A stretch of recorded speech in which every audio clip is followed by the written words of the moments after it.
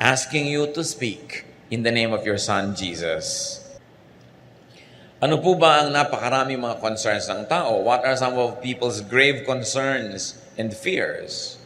Most of those fears come from our basic needs. People have to exist, people have to live. We worry about our food, our drink.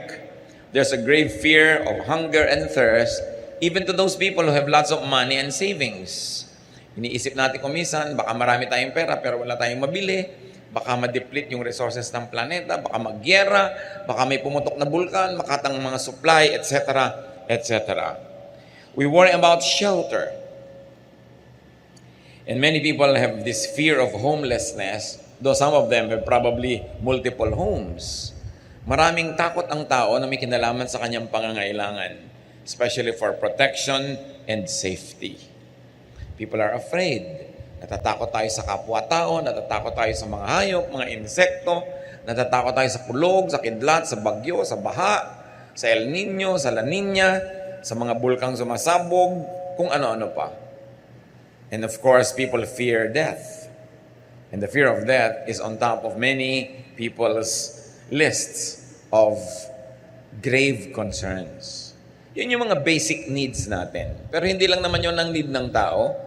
People are also sometimes bothered by what you might call intermediate needs. The need for acceptance. Sometimes you have everything pero hindi ka sikat, hindi ka paborito, wala kang masyadong kakilala o kaibigan, at yun ay malaki ring problema ko minsan. We need affirmation. Dapat natin nadidinig, very good, you are welcome, ang ganda mo, ang ganda ng damit mo. Hindi tayo sapat na nasisiyahan na gusto natin ang itsura natin, kailangan gusto rin ang kapwa natin. We need affirmation. And we need comfort. Physical comfort, spiritual, and emotional comfort. Because of these needs that sometimes go unmet, many people have trouble and people lack peace. Then there are the so-called higher needs. Aside from all that, people also need peace. Minsan nasa iyo na lahat, pero magulo yung kalooban mo, hindi ka tahimik, parang nababaliwala ang lahat. Parang kuminsan nasasayang ang mga accomplishment, ang mga naipon, ang mga kuminsan kasikatan pa, pag ang tao hindi matahimik, walang kapayapaan. Higher needs might also include our need for righteousness. Dapat nating laging maalala, dapat tayong makumbinsin na tayo'y tama, na natutuwa sa atin hindi lang mga tao, pati ang Diyos. Because we have such a thing as fear of evil. Fear of our own demons. Fear of results of wrongdoing. Kaya maraming mga tao sa kanilang guilt, sa kanilang hirap ng loob dahil sa mga maling ginawa na alam nila, hindi rin masaya sa buhay. Because we have fear of punishment for wrongdoing, and many people are also obsessed with fear of going to hell. Those kinds of fears. Higher needs also include the needs of our spiritual life and eternal life. Kailangan natin ng eternal bliss.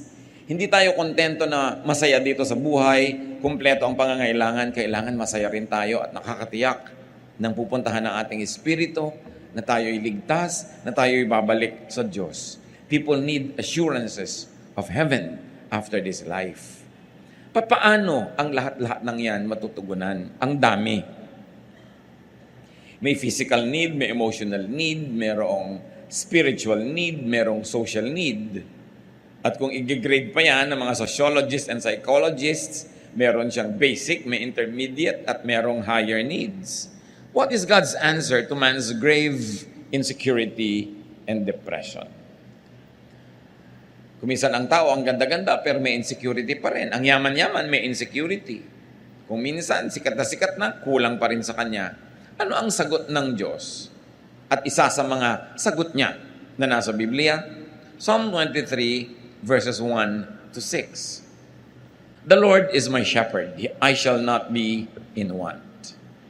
He makes me lie down in green pastures. He leads me beside quiet waters. He restores my soul. He guides me in paths of righteousness for His name's sake. Even though I walk through the valley of the shadow of death, I will fear no evil, for you are with me. Your rod and your staff, they comfort me. You prepare a table before me in the presence of my enemies. You anoint my head with oil. My cup overflows. Surely goodness and love will follow me all the days of my life, and I will dwell in the house of the Lord forever. One of the most powerful and famous chapters of the Old Testament, Psalm 23. You can imagine the psalmist nung ito ay binigkas, sinulat, nilikha, at inawit-awit at pinaulit-ulit awitin. Ano kaya ang kalagayan niya? Maaring siya ay isang mananampalataya na siguradong-sigurado sa kalagayan niya sa Diyos. At inisa-isa lang niya dito kung ba't siya sigurado. Inilistan niya para malaman ng iba, marinig ng iba, at nang tulad niya, maging sigurado rin sila sa kanilang mga buhay. Pero pwede rin baligtad. Pwedeng isa rin itong mananampalataya na hindi sigurado. Nag-aalinlangan, nangangapa, nai-insecure. At sa kanyang mga pagbubulay-bulay, sa kanyang mga araw, gabi ng takot, lungkot, pangamba, nerbiyos, hinanap niya ang maaring maging dahilan para siya magkaroon ng kapayapaan. At anong kanyang ginawa? Ipinaalala niya sa sarili niya kung sino siya. At kumbaga siya ay tupa kung sino ang kanyang pastol.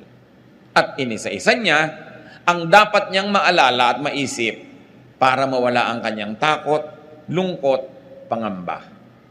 So maaari itong mag-apply kahit kanino sa atin. Kung kayo yung secure na secure sa buhay, recite this, sing this, memorize this, share this with people so that they too may be like you.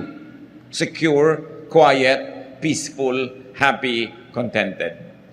Pero kung kayo naman yung kabaligtiran, insecure, afraid, bothered, troubled, upset, anxious, stressed, etc., etc., dapat din gawin, pag-aralan ang chapter na ito, memoryahin, bigkasin, isa ulo, isa isip, isa buhay. At kung dinadalaw tayo ng ganung mga uri ng mga takot at pangamba, mulit-muli balikan, alalahanin, kantahin, tulain, basahin itong Psalm 23. Ano yung mga pinag-usapan nating nagpapahirap ng loob ng taong pangangailangan niya? Food, drink, and shelter. Basic needs. Anong sagot ng Panginoon?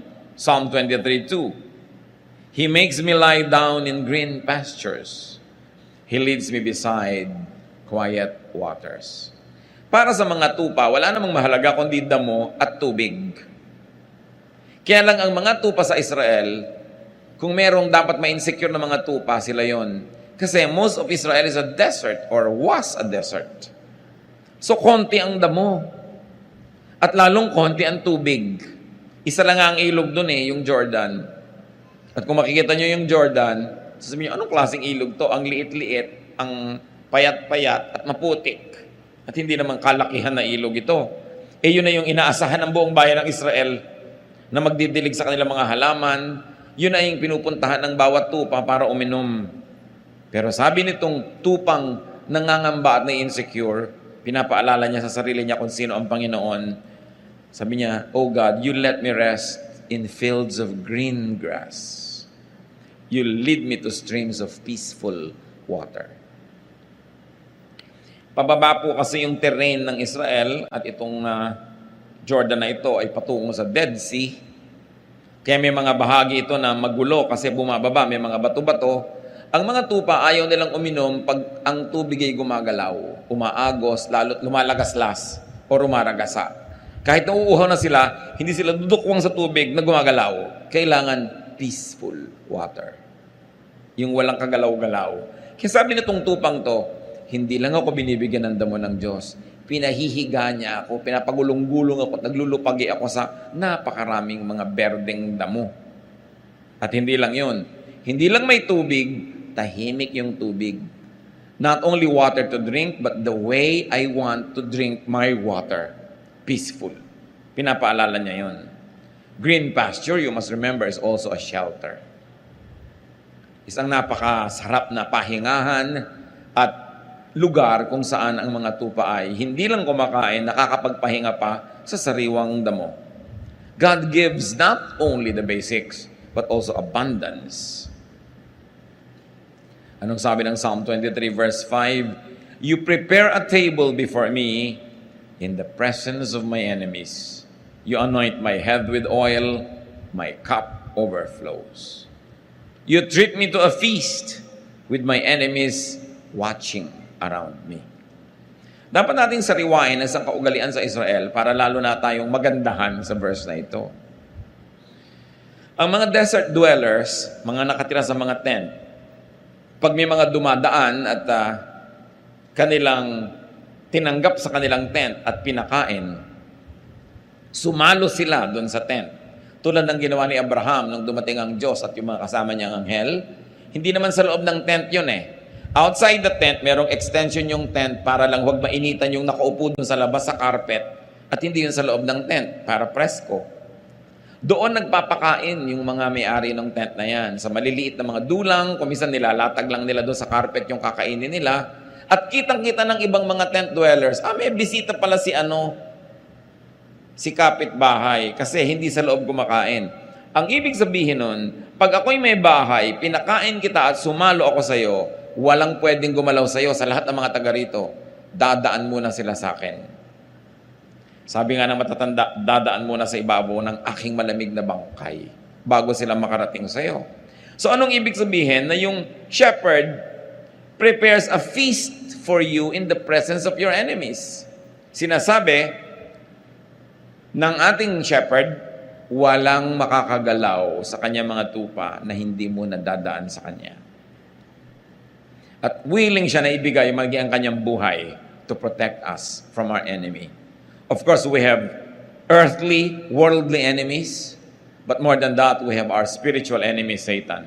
At sinasabi ng Panginoon, our shepherd, mamamatay na muna ako bago mo siya mapatay. At talagang ganun ang ginawa ng Panginoong Jesus.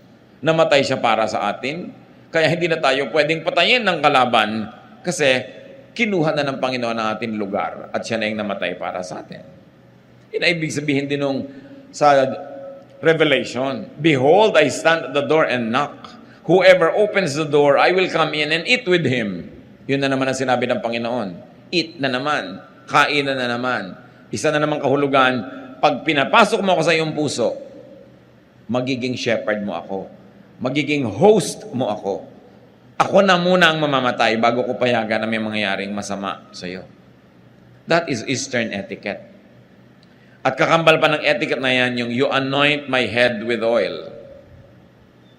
Sa init ng disyerto, na halos ikabiyak ng utak at bungo ng mga tao sa init at bitak-bitak ng kanilang anit, pag dumating ang isang bisita, kung pinapahalagahan ng host, binubusan niya ng konting langis dito sa ulo.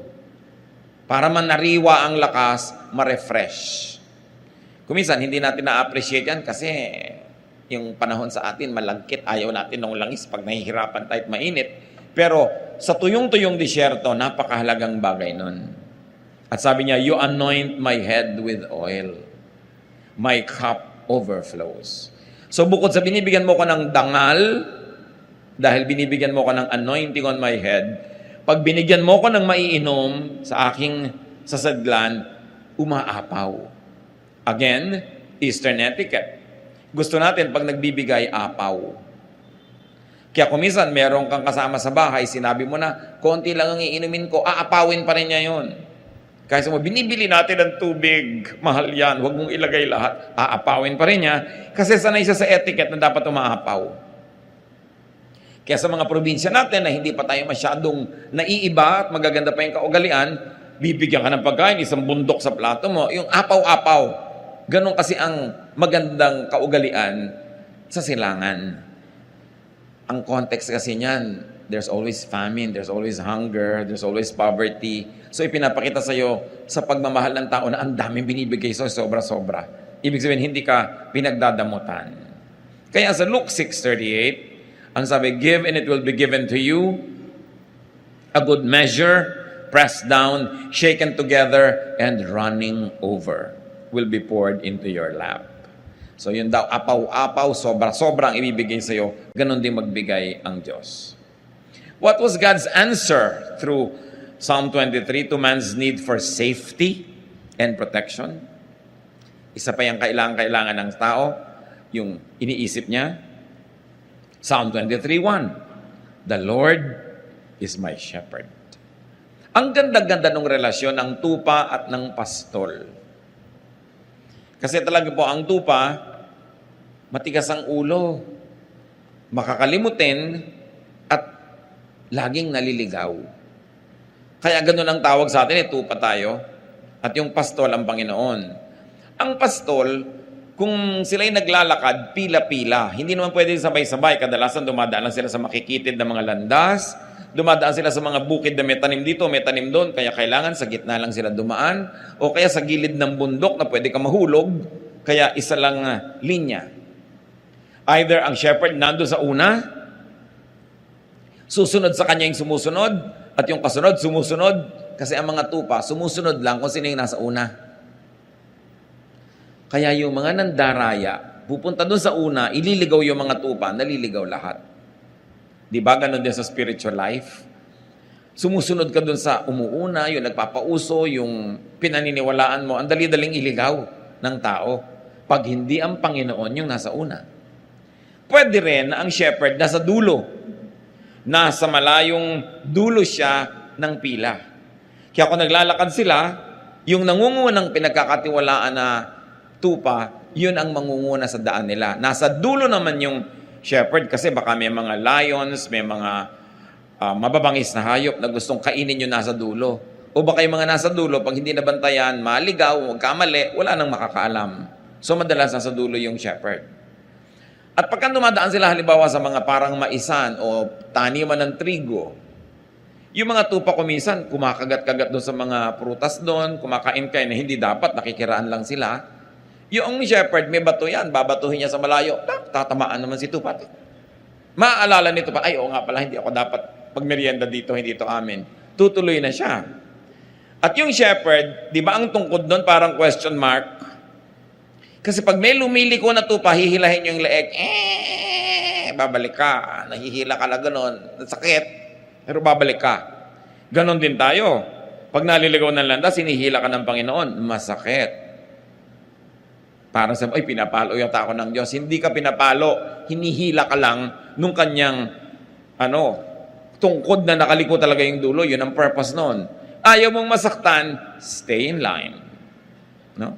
Huwag kang lumiko sa kaliwa, sa kanan, diretso ka, at hindi ka mahihila ng ganon. So, ganon yung relasyon ng tupa. Eto pa, ang shepherd.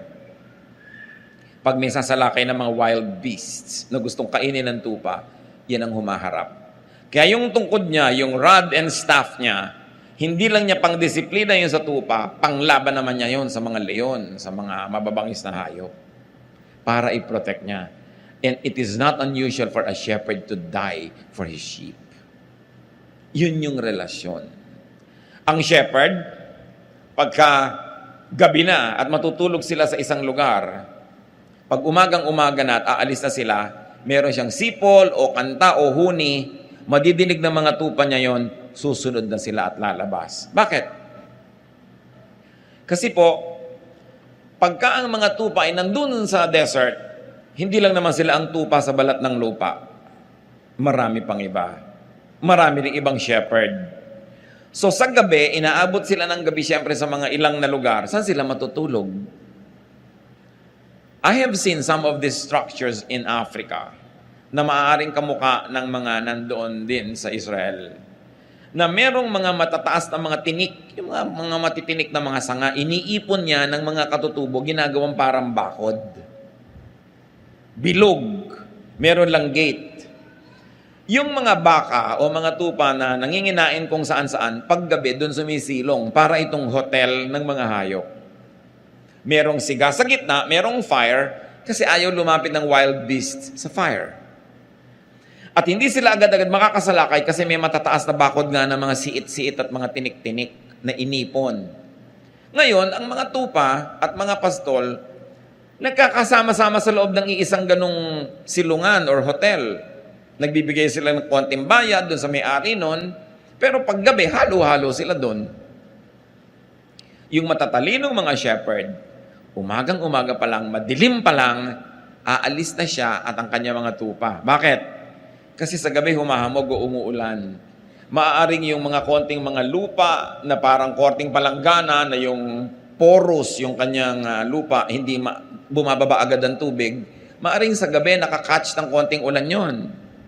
At yung mga damo, konting ulan lang, tumutubo bigla. So ang gusto ng shepherd, pag umagang-umaga, silang mauna doon sa tubig. Kasi pag nag-inom na yung tupa niya, ubus na yon. Yung mga huling gumising, maubusan na. O kaya sila yung nakakain sa konting damo. So yung marunong na mga shepherd, madilim pa lang, meron siyang sipol na signal sa kanyang mga tupa. Lahat ng tupa niya, kahit may kahalong ibang tupa doon na nagtulugan kung saan-saan, pag nadilig yung sipol niya, makikita yung anino niya, lumalabas na nung gate, susunod sila lahat dahan-dahan. Kaya dapat yung tupa, alam niya yung boses ng kanyang amo. At yan yung sinasabi ng Panginoon na mag-ingat kayo. Hindi lahat pastol. Some come to steal, to kill, to destroy. Kasi meron mga fake na shepherd, fine-fake nila yung sipol o yung huni o yung tawag nung shepherd, at pag yung mga tupang iba, nalin lang niya, nagsunuran sa kanya sa palabas, patay sila. Huli sila at ibebenta sila para katayin. Kaya dapat yung tupa, kilala niya ang kanyang shepherd. Ma-appreciate natin lahat ang mga talinghaga ng Panginoon tungkol sa tupa at sa shepherd. Kasi ganoon din tayo mga kapatid. Pag hindi natin talaga kilala ang tinig ng Panginoon, nadadaya tayo ng maling tawag. Nadadaya tayo ni Satanas, nadadaya tayo ng ating emosyon, nadadaya tayo ng ating mga desires, ng ating greed, ng ating lust. And before we know it, we followed a wrong shepherd. At tayo napupunta sa matadero, at tayo kinakatay, nasasaktan, pinapahirapan, pinapatay. Kaya napakahalaga unawain para appreciate natin yung the Lord is my shepherd. Yung Lord na namamatay para sa akin, yung Lord na ipagtatanggol ako, hindi ako dadayain, mamahalin ako, gumagawa ng paraan para ako pakainin, painumin, ipagtanggol, walang iba kundi ang Panginoon. At sabi sa Psalm 23 verse 3, He guides me in paths of righteousness for His name's sake. Or because of His name, because of who He is, He guides me. According to His name, according to the meaning of His name, which is shepherd, He guides me. Hindi niya ako lilitsyonin o kakainin. Hindi niya ako ipapahamak kasi ang pangalan niya, shepherd. At siya ang aking shepherd. Psalm 23 verse 4, Even though I walk through the valley of the shadow of death, I will fear no evil. For you are with me. Your rod and your staff, they comfort me. Yung pinag-uusapan natin yung tungkod niya. Ano pa ba ang hihigit sa kamatayan na nakakatakot? Wala na. I may walk through the valleys as dark as death, sabi noong tupa, but I won't be afraid. You are with me. And your shepherd's rod makes me feel safe. Pag nakikita nung tupa, yung daladala nung shepherd na tungkod, sabi niya, yan ang gagamitin niyang pamalo sa mga kalaban. Yan ang gagamitin niya pang protect sa akin. At kahit dumaan ako sa pinakamadidilim na mga libis, kahit dumaan ako sa hirap ng buhay na parang wala ng katapusan, kahit dumaan ako sa sakit na parang wala ng ginhawa, kahit masuot ako sa pagbuhol-buhol na problemang parang hindi na maaayos pa, sabi ganon, hindi ako matatakot. Hindi yung problema ang titingnan ko, hindi yung leon, hindi yung mabangis na hayop, hindi yung dilim. Ang titingnan ko, yung shepherd ko at yung hawak niyang tungkod. At pag yun ang tiningnan ko, mawawala ang aking takot. Because the shepherd is bigger than any beast. The shepherd is bigger than any problem. The shepherd is more brilliant than any darkness. Natatakot ka lang naman pag ang tinitigan mo yung dilim. Pag ang tinitigan mo yung mababangis na hayop. At katulad ni Pedro, nung tumitig sa mga alon at sa hangin, doon natakot, doon lumubog. Kaya pinipili mo ang iyong tititigan. Sasabihin mo, you are with me. What does it mean that the shepherd is with us?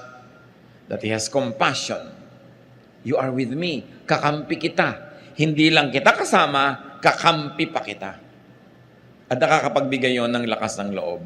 Sabi, your rod and your staff comfort me. Anong klaseng comfort? Pag nakikita ko yan, lumalakas ang loob ko kasi alam ko, yan ang sagisag ng iyong kapangyarihan. They give me a sense of security. At tungkol pa rin sa mga insecurities, sa pinag-usapan na natin, Psalm 23 verse 5, you prepare a table before me in the presence of my enemies. Walang makakagalaw sa akin. At hindi lang yon, iniestima mo ako, pinapahalagahan, there is great acceptance here and affirmation. You anoint my head with oil, my cup overflows. So there's comfort, and there's honor, and there's dignity. Ibang klaseng shepherd ito. Ganun siya mag-alaga sa kanyang mga tupa. What else is God's answer to man's need for peace of mind? Diba pinag-usapan din natin, kailangan natin yan. Verses 2 to 3, He makes me lie down in green pastures. He leads me beside quiet waters. He restores my soul. He guides me in paths of righteousness for His name's sake. Kailangan natin yan to restore, to be restored. Yung mga nervyos, humupa. Yung mga takot, mawala. Yung mga pangamba, maalis sa ating buhay. At tayo ay matahimik. At ito sinasagisag nung green pastures. It doesn't only feed, it also refreshes. It also empowers. Quiet waters. Pag nagbigay ang Panginoon, hindi lang tubig pero magulo nga, tahimik. And the Lord restores my soul. Emotional, spiritual rest. Just thinking of the Lord and remembering who He is already gives you the greatest therapy. What is God's answer to man's need for righteousness? Well, human beings, as we have said, need to be righteous. To feel righteous and to be treated as righteous. Psalm 23:3, He restores my soul. He guides me in paths of righteousness for His name's sake. So we become righteous because the Lord leads us. Yung nauuna siya, sumusunod tayo. O nauuna tayo, pero nandun siya sa likod, binabantayan niya tayo, kinakawit niya tayo para bumalik pag nagkakamali tayo. Nagiging righteous tayo by doing the right thing. But more than that, through the work of Jesus, our shepherd, nagiging righteous tayo by faith.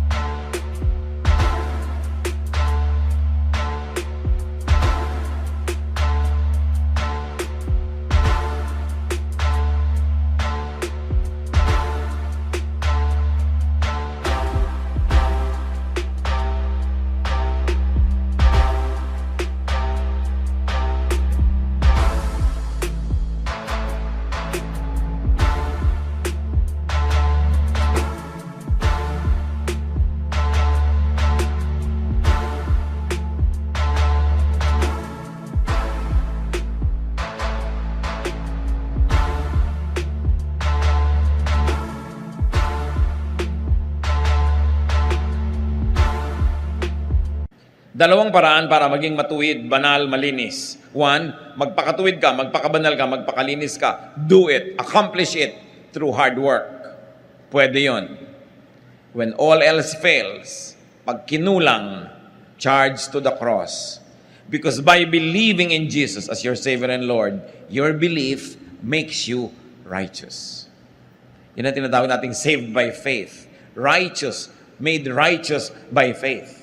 At napakalinaw ng teaching ng New Testament dyan, mga kapatid. Pag nananalig ka kay Jesus, nagpaligtas ka kay Jesus, Panginoon at tagapagligtas mo siya, yun biglang magiging righteous ka sa tingin ng langit. Kahit ang totoo, tad-tad ka ng kasalanan.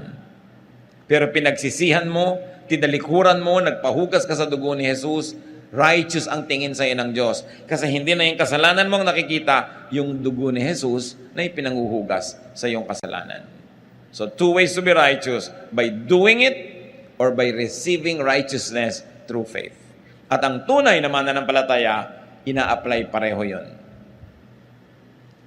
You know that you are made righteous by faith, but you also do what you can up to your utmost so you could be actually righteous by works, not only righteous by faith.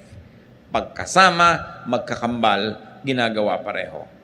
And because of that, the true believer remembers the blood of the Lamb, the shepherd that became the lamb. Biruin niyo yung mga imagery na yan. Ang Panginoong Hesus na shepherd, siya yung naging lamb para yung mga lambs tulad natin, yung flock, huwag nang mamatay, siya yung namatay para sa atin. At pag naalala mo yon, He restores your soul. Pag sumusunod tayo sa katuruan ni Jesus, He guides us in righteousness. All because of what His name means. What is God's answer to man's need for eternal life? For assurance of heaven? Psalm 23 verse 4.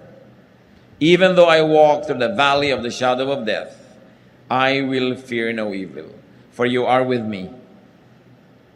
Kahit dumaan ako sa kamatayan o sa mga halos ikamatay ko ng mga karanasan, alam ko kasama kita. At kung loobin mo, Panginoon, na mabawian ako ng buhay, alam ko sa isang saglit, sa isang kisap mata, I will be there with you in a much greater state of spirituality because I will no longer be confined to this physical body. Kaya ang sabi nitong flock na ito, I will fear no evil. The evil of death, the threat of death, the evil spirits that scare me with death, I will fear no evil. Why? Because you are with me. And because of all of this, Psalm 23 verse 6, surely goodness and love will follow me all the days of my life, and I will dwell in the house of the Lord forever. Nakakatiyak yung tupa na dahil kilala niya ang kanyang shepherd, he or she will dwell in the house of the Lord forever. Dahil saan siya dadali ng shepherd niya? Sa house of the Lord. Sa eternal life, in the presence of God, our Father, our Creator. Sabi niya, surely goodness will follow me. What goodness? Whose goodness? God's goodness. I may not always be good, but God's goodness will always be with me because He is my shepherd. And God's love, I may not always be loving, but God's love will prevail. God's stubborn love will keep loving me, even though there are moments when I become very unlovable. So I feel secure. At pwede ring basahin itong mga kapatid, dahil secure ako, dahil ang Lord ang shepherd ko, dahil nakakatiyak ako, surely goodness, my goodness, and love, my love, will follow me all the days of my life. In other words, I will not only be a recipient of God's love and goodness, but because of God's love and goodness to me, I will also be a dispenser and a giver and a channel of goodness and love to others. Bakit pa nga naman hindi magiging loving and good kung secure ka naman sa Panginoon? Bakit ka magiging madamot kung alam mo naman na ang Panginoon ang nagbibigay sa iyo at kung ibinigay mo sa tamang paraan sa mas higit na nangangailangan, alam mong papalitan ng Panginoon? So, goodness and love will follow you everywhere you go because you know who you are. Alam mo na ang shepherd mo ang Panginoon, maihahanap ka niya ng tubig, maihahanap ka niya ng pagkain, maihahanap ka niya ng kanlungan, ipagtatanggol ka niya, magiging mas mabait ka ngayon. Kaya lang naman tayo kumisa nagiging mabangis kasi natatakot tayong maubusan. Pero kung wala na yung takot mong maubusan, mapagbigay ka na. Dapat. Kaya ka lang naman kumisan makasarili kasi akala mo wala na, baka magutom ka. Eh kung alam mong may shepherd ka, magsishare ka. Wala nang dahilan yung mga taong nananalig sa Panginoon, nakakatiyak ng buhay na walang hanggan, at nakakatanggap ng mga blessings sa buhay na ito, wala nang dahilan para ka maging maramot. para hindi maging mapagbigay, mapagpatawad. Kasi nakatanggap ka rin ng pagpapatawad ng Panginoon. Wala nang dahilan para maging masungit ka pa sa iba, samantalang puro kabaitan ng Diyos ang tinatanggap mo. Walang dahilan para hindi ka maging katulad ng iyong shepherd. Kaya sabi, surely, goodness and love will follow me all the days of my life. I will always receive goodness and love from God, and I will always give goodness and love to my fellow men. I will be a little shepherd to other people. Walang mas mataas sa pagtanaw ng utang na loob sa ating shepherd, kundi sa maging munting mga shepherd din tayo sa iba. Ang pinakamabisang pagpapasalamat sa Panginoon ay yung ibahagi din natin sa iba, yung tinatanggap natin sa Kanya. Napakainam na isipin yon, sapagkat may dahilan ka naman to be secure. And I will be in the house of the Lord forever. How do we receive God's answer to man's needs? Paano yun mangyayari? How do you receive God's solution to the problems? How do you receive God's blessings? Nasa verse 1 ang sikreto. Psalm 23 verse 1. The Lord is my shepherd. I shall not be in want. So you don't want these insecurities? Or you want them minimized, removed from your life? Or if you are not having these insecurities now, you don't want them ever? Make God your shepherd. Make God your leader, protector, and provider. Kuminsan kasi mali yung sinusundan natin. Mali yung Diyos natin. Mali yung ating shepherd. Kung kani-kanino tayo nakikinig, nagpapa-influensya, nervyos tuloy yung inaabot natin, insecurity, fear. Make God your shepherd. He will not be automatically be your shepherd. You've got to invite God. Sabi niya, I stand at the door and knock. Whoever opens the door, I will come in and eat with him. Para yung rule na if P, then Q. If the Lord is my shepherd, then I shall not be in want. When hungry or thirsty, in a physical, emotional, or spiritual way, when broken or afraid, when you walk through your valley of the shadow of death, when alone or lonely, when troubled or anxious or depressed, ask the Lord to be your shepherd. He is only a prayer away.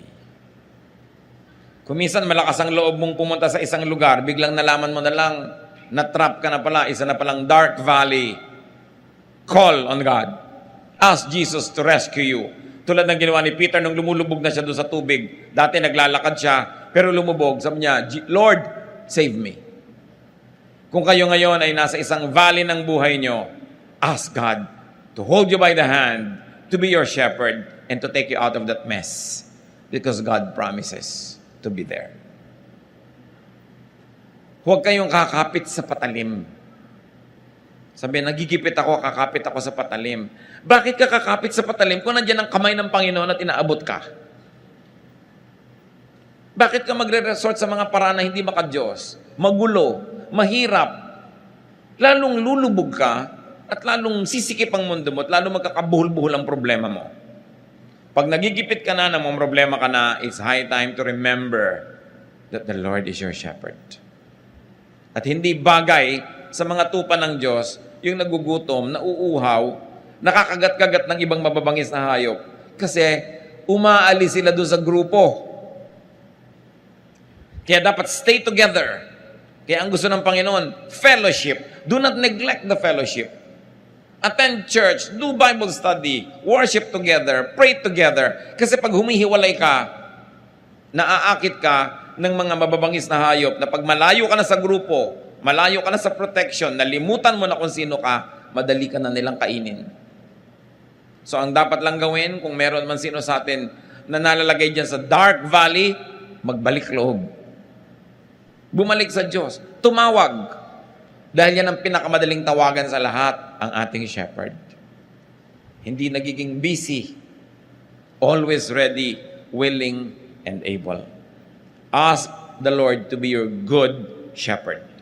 John 10:14-15, I am the good shepherd. I know my sheep, and they know me. Yun yung binabanggit ko sa inyo kanina. Intimate. Alam ng sheep yung boses ng shepherd niya.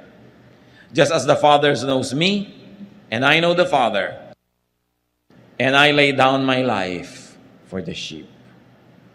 If the Son of God, the King of Kings, is your shepherd, bakit ka may insecure? Ba't ka nenervyusin? Hindi mo business na mag-provide talaga ng damo yung shepherd mo ang naghahanap nun. Pero dapat ang business mo sumunod sa kanya dahil doon kanya dadalin kung nasan yung damo. Dapat kang sumunod dahil dadalhin kanya kung saan merong quiet waters.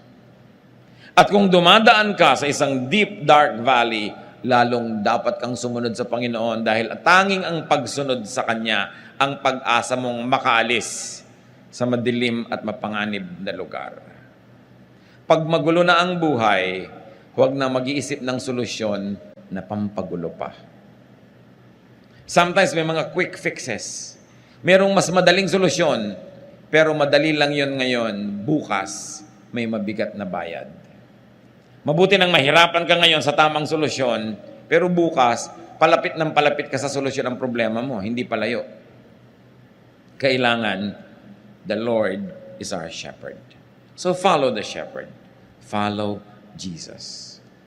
Spend time, fellowship with the Lord. Dapat na pinaprioritize natin yung ating quiet time, prayer time, Bible reading, our Bible study, worship, service. Alam niyo kung kailan niyo nakaka-fellowship si Jesus? When you serve. Because Jesus is a servant. Sa niya, I came to serve, not to be served. So when we are serving, when we are doing God's work, we are side by side with Jesus. Sabi niya, my food is to do the work of Him who sent me. One of the best ways to fellowship with Jesus is to do the work of Jesus. Because you will be in the same team. Be the Lord's flock, and He will be your loving shepherd.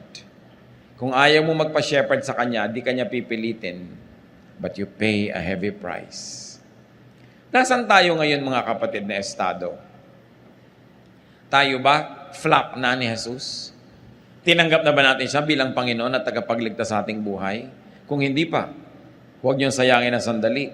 Sa isang prayer na time-team, personal, at pwede niyong gawin ngayon. Accept Jesus into your heart as your Savior and Lord. Imbitahan niyo siya na maging Panginoon at tagapagligtas. Ask to be forgiven of your sins. And then invite Jesus into your heart to be your King, your friend, your shepherd. Kung nagawa nyo na yan, mga kapatid, flock ka na ng Panginoon, nasan ka? Ikaw ba yung naliligaw ng konti ng landas? Kakain-kain niya sa gilid-gilid, lumalakad na yung grupo, naiwan ka na because you became busy with things that God did not want you to be busy with. Dapat magising ka at bumalik ka sa grupo. Konting-konti na lang, sabi sa Bible, the devil prowls around like a roaring lion looking for someone to devour. Kung ang Satanas ay parang leon na nagbabantay at nagmamatsyag, pumipili, humahanap ng kakainin niya. Sa palagay niyo, ang pipiliin niya yung ang lapit-lapit kay Jesus. May hawak na rod yun. Niya, itong babaeng itong nakaasul, medyo malayo-layo. No? Ito ang madaling kagat-kagatin, wala itong proteksyon. No? Nasa gilid-gilid. Ang lalaking itong nakapula, pwede ito. Ang babaeng itong naka-Adidas. Alam niyo ba na kahit ngayon nakabantay si Satanas? Nag-aantay siyang malingat kang malibang lumayo. Kaya yung iba makakagat, maalala na may grupo siya. Siyempre, hihilahin ni Jesus pabalik, masasaktan, pero nababalik. Yun ang pinakamasarap na sakit. Yung sakit dahil nababalik ka sa pila, sa tama mong dapat kalagyan. So, meron naman ng mga tupad na nalalaglag pa sa bangin. Hirap na hirap si Jesus na bumaba doon at kunin siya. At alam niyo yung good shepherd, iniiwan niya yung marami, binabalikan niya yung isa. So utang na loob, huwag mo naman pagurin ng Diyos. Huwag ka na lang lumayo, para hindi ka na pagpaguran na hanap-hanapin laging nawawala. So ang challenge mga kapatid, dalawa lang. Tupa ka na ba ng Panginoon? At sinabi ko na, kung hindi pa, magpatupa ka sa Kanya. Maging siya ang iyong pastol. At kung siya na talaga ang pastol mo, natanggap mo na siya, suriin mo lang kapatid kung nasan ka ngayon. Kasama ka bang naglalakad? Tumatawag ba siya? Inaantok ka pa, sipol na siya ng sipol, ayaw pang bumangon. Aalis na yung grupo. Nakikinig ba tayo? Nagpapapigil ba tayo kung pinipigil? Sumusunod ba tayo pag pinapasunod? Ama namin sa langit, salamat sa mga paalala. Ayaw namin na magkaroon kami ng mga takot, pangamba, insecurity. Lagi mong ipaalala sa amin kung sino kayo. Kung sino ang iyong anak na si Jesus sa aming buhay. Na siya ang aming pastol. Hindi namin trabaho magpaulan, hindi namin kaya yun. Hindi sa amin nakaatang yung paghahanap ng tubig para sa amin. Pero ang assignment namin, sumunod. At sa pagsunod namin, doon namin makikita yung tubig, yung damuhan, yung pahinga. At doon kami makakaalis sa madidilim at mga madadawag na lugar. Ituro mo sa aming maging masunurin sa iyong anak na si Jesus. Magbulay-bulay tayo mga kapatid kung meron tayong mga katigasan ng ulo. Bilang tupa. Gusto mo pa ikaw masunod, hindi yung pastol. Ama naming Diyos, maliit na bagay na tumayo kami